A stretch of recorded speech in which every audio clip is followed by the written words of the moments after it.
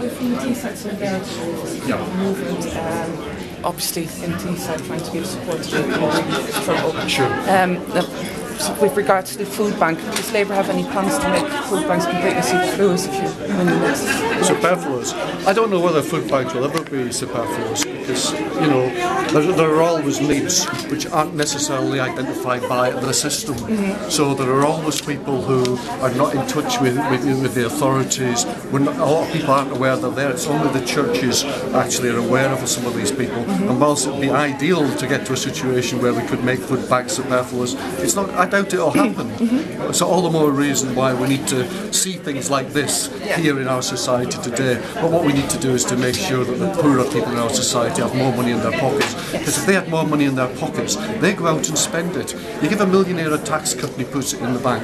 You give a person in Billingham £10 so they go out and spend £10 in the local shops, which helps the local economy, but it also helps feed them as well. You mentioned the churches. I think people know that the food bank is sort of based on the New Life Church. Do you think that stands in the way for people like Muslims or Jews who are in this community as well to actually come here?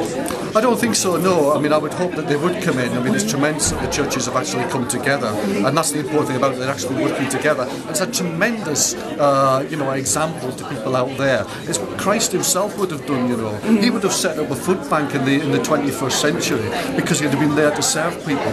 And, I think it's important that the churches continue to do that. And there's no reason at all why anybody should be put off. No. Although some of the other faiths, they actually organise their own, their own systems in order to feed people. But people shouldn't be put off just because it's a Christian church. Yeah.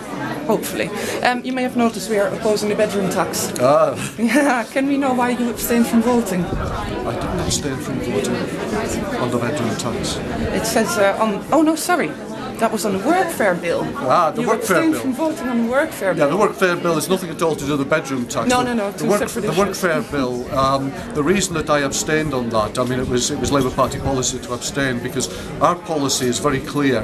We believe that people should participate in the schemes in which they're required to go to gain the skills and gain the understanding in order to try and achieve work. If they're not prepared to do that, there has to be some form of penalty. This system that we've seen, the reason that the government have brought this forward is they lost a legal challenge on a technicality. The people who were actually being penalised were not complying with the system.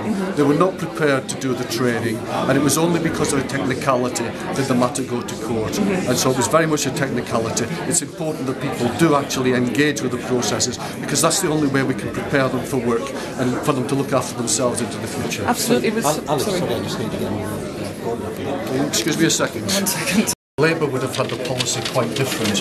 The policy would have required people to pay the bedroom tax if they were not prepared to move.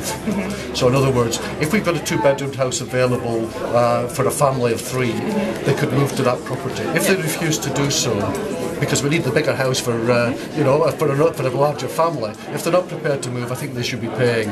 If they are prepared to move, they shouldn't pay. Exactly. But if we don't have a smaller house, we shouldn't be moving them, and that's the Labour Party's position. You can't force people to move out of their home if you've got nowhere to go.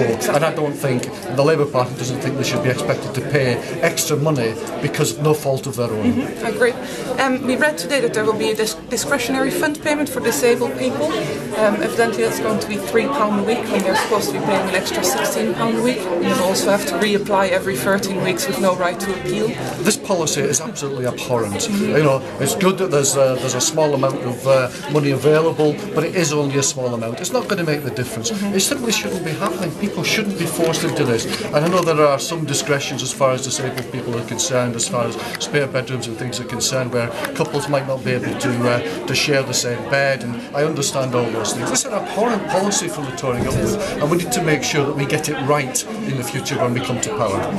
Last question. Why did you abstain on the vote on gay marriage? Sorry? Why did you abstain from voting on the gay marriage issue? I was out of the country at the time, but in any event I had intended to abstain because I had a huge number of people had contacted me from across my constituency asking me to vote against it. Right. I also had a number of people who asked me to vote in favour of it. But personally, I'm Christian myself, and I felt in the circumstances, not to reflect what my constituency was saying and some of my own personal issues, I felt it was appropriate to abstain. Thank you very much.